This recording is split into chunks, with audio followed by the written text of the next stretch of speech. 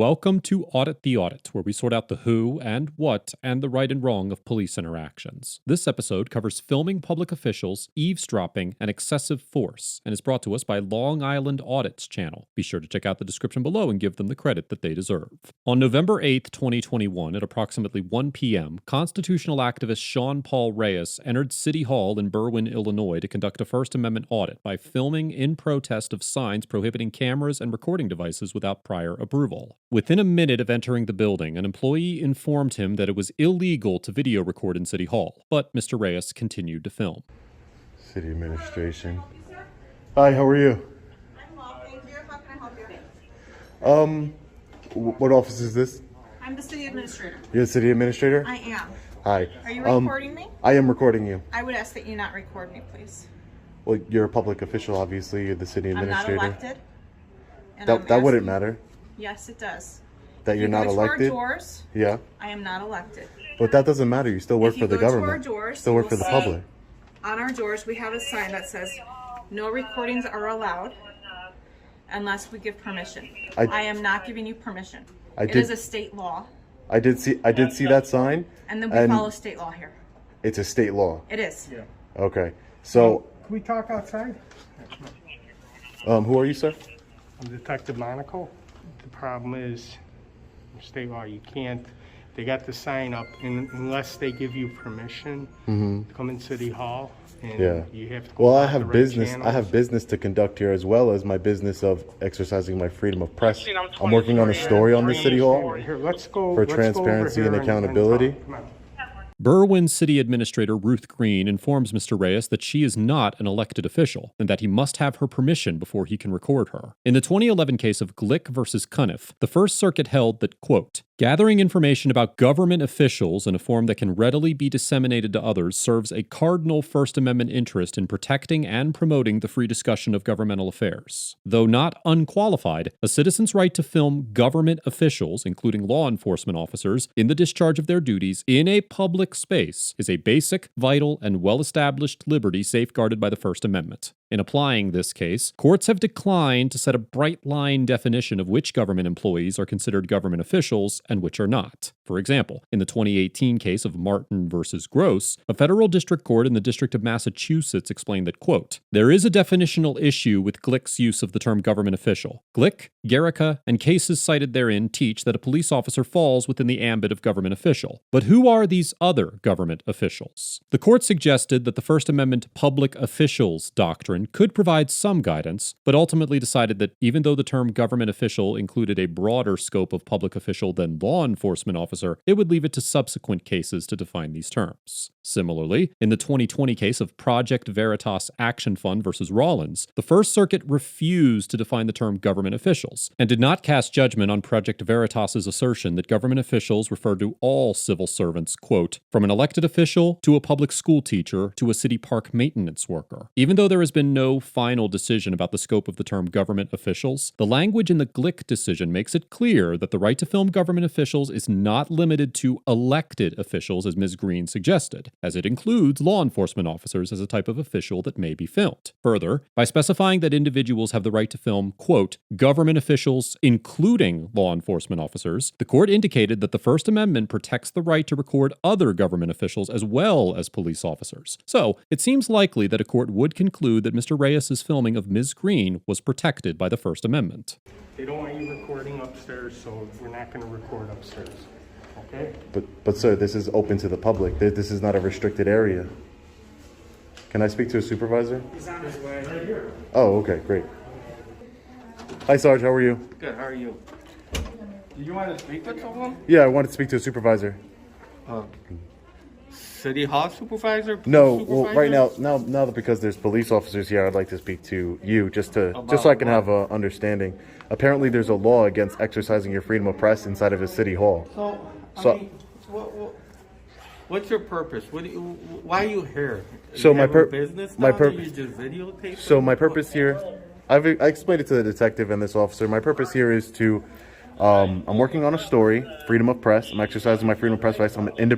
Freedom of press rights. I'm an independent journalist, And also, I'm conducting business as far as doing a Freedom of You Information got a Act. journalist kind of card or something? A journalist card? No, I didn't make myself one. Have? Hey, Sarge. I want to show you something. Come on. Yeah, can I just get your name real quick? I never got it. What's your name? Oh, I'm not going to give my name, but Why? I just choose not Here's to. my name, Sergeant Valenti. Sergeant Valenti? Yeah. Thank you. Well, why won't you give me your name? I just don't have to. Okay. That's all. Trying to be polite. Yeah. No cameras, recording devices without prior approval. Per 720 ILS Article 4. Article 4. Okay. Is that a state statute? ILCS is a state statute. That's a state statute. Yeah. Really, I've been in a bunch of city halls and I've never seen that statute before. Well, we're going to Google it. So Great. I'll show it to you. All right, great. Thank you. Appreciate it.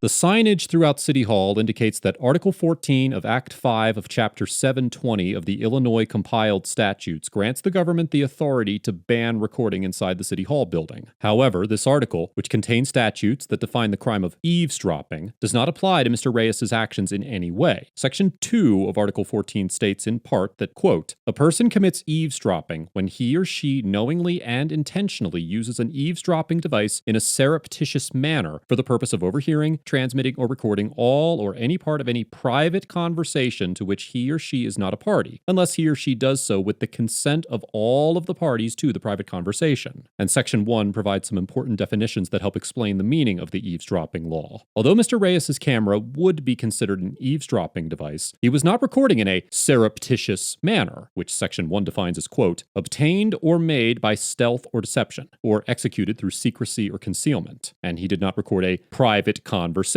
which is defined as, quote, any oral communication between two or more persons when one or more of the parties intended the communication to be of a private nature under circumstances reasonably justifying that expectation. Because Mr. Reyes was openly recording in a public place where individuals did not have a reasonable expectation of privacy, he did not violate the eavesdropping statute. And it is unclear why the Berwyn government used this article as a justification for a recording ban that prohibited much more First Amendment activity than just eavesdropping. However, it's important to note that the fact that Illinois eavesdropping laws do not support a ban on recording without consent does not necessarily mean that a court would find this policy to be unconstitutional, especially given the fact that a city hall is generally considered to be a limited public forum. For example, in the 2019 case of Sheets versus City of Punta Gorda, the Middle District of Florida determined that a similar restriction did not violate the First Amendment, reasoning that, quote, the purpose of City Hall is to conduct legitimate public business. The ordinance restricts recording within City Hall without the consent of those being recorded. If someone violates the ordinance and refuses to stop recording, the city considers that person a disruption of city business. Considering this evidence, the court concluded that the restriction on unconsented recording was reasonable, quote, considering City Hall's purpose and these circumstances. Therefore, depending on the intent of Berwyn City Hall's recording ban, it is possible that a court could conclude it was a reasonable time, place, and manner restriction on protected First Amendment speech. Never saw that statute before. That's interesting. It's up there, so. Yeah, I would thank you for looking it up for me. Because that's in direct violation of the United States Constitution. I don't want you recording me anymore. You don't want me recording you? Yeah, I mean, it's my rights, just like you're saying, you know. Don't touch me. Don't touch me. I don't want... Don't touch me. What are you doing? Don't record me. What's wrong with you? Don't touch me. I'm not touching you, am I? Yeah, you did. You just grabbed my arm and grabbed my camera. To stop you from recording. To stop me from recording you? Yeah. You have no right to do that. Yes, I do. Please back away.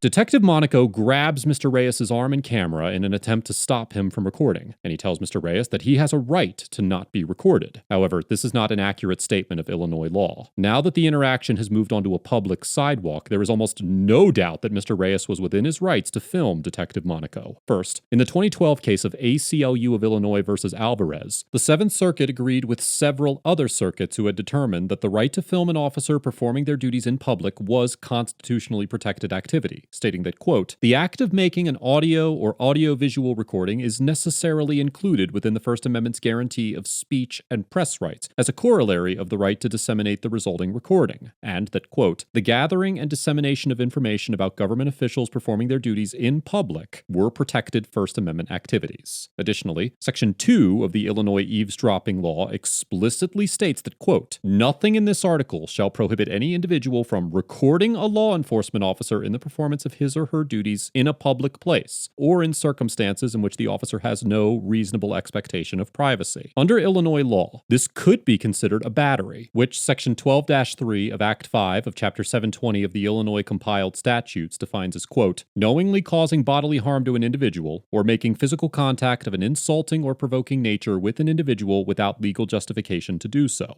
Similarly, a court could also conclude that this was an unreasonable use of force that violated the Fourth Amendment under the test for excessive force that the Supreme Court established in the 1989 case of Graham versus Connor. In this case, the court held that when determining whether an officer's use of force was excessive, quote, "Determining whether the force used to effect a particular seizure is reasonable under the Fourth Amendment requires a careful balancing of the nature and quality of the intrusion on the individual's Fourth Amendment interests against the countervailing governmental interests at stake." Because the only interest that Detective Monaco's use of force seemed to be advancing was his own desire not to be filmed when Mr. Reyes was legally permitted to do so, it's difficult to imagine that a court would find this use of force to be reasonable. Please back away from me. You're being really hostile. I've been nothing but cordial. You need to step back. I'm not hostile with you. You need to step back.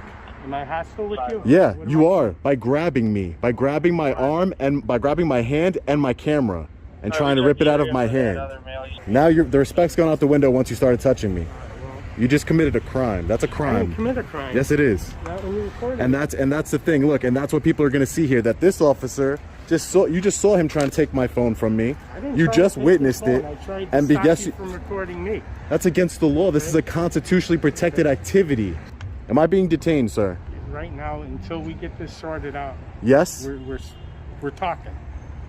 State statute reads you can't video record private conversations or inside without prior notice. Conversations? Yeah, you can't record people. Yeah, that would be audio recording. That's what it refers to. It refers to audio. You're videotaping an audio. Yeah, that doesn't matter. Okay. So you're gonna have to come with us. They want to sign complaints. They want to sign complaints? Yeah, for what? You for videotaping people. For videotaping people? Yeah, I want to sign a complaint. He tried to grab my camera. Did not. Yes, he did. It's on my body camera and my camera. So you can't record conversations. I wasn't recording conversations. You know that. I was not. How do I know? You won't tell me any information. I conducted business. I was in there conducting business. I told you I'm a journalist. And then, are you leaving now? I'm not going back in there. With your business? I'm done with my business. Yes, I am. I conducted my business, and that's all I need to do. You guys can do whatever you'd like, but this is a public place. The courts aren't going to see it that way. I've been very cordial. I know. Until we.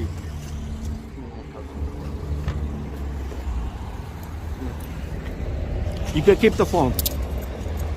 Mr. Reyes was arrested for felony eavesdropping. However, at the station, the charge was changed to the misdemeanor offense of disorderly conduct, and Mr. Reyes was released on bond after being held for 5 hours. As of the writing of this episode, the charge against Mr. Reyes is still pending. 2 days after his arrest, Mr. Reyes held a live-streamed protest where Berwyn Mayor Robert Lavero ripped down the signs at the City Hall entrance prohibiting recording and publicly questioned their constitutionality. Mr. Reyes also filed a formal complaint, and he has made it clear that he will be pursuing a federal lawsuit. Overall, Detective Monaco and the other Berwyn public officials get an F for attempting to justify a blanket ban on recording through the use of an irrelevant state statute, displaying a fundamental misunderstanding of both the First and Fourth Amendments, and for escalating a peaceful exercise of rights into an unnecessary arrest. Much of the conflict surrounding this interaction was derived from the no recording signage that incorrectly referenced Illinois' eavesdropping statute. At one point, the Berwyn officers attempted to look up the statute to show Mr. Reyes how it applied to recording in the City Hall, and after looking for some time, the officers eventually misinterpreted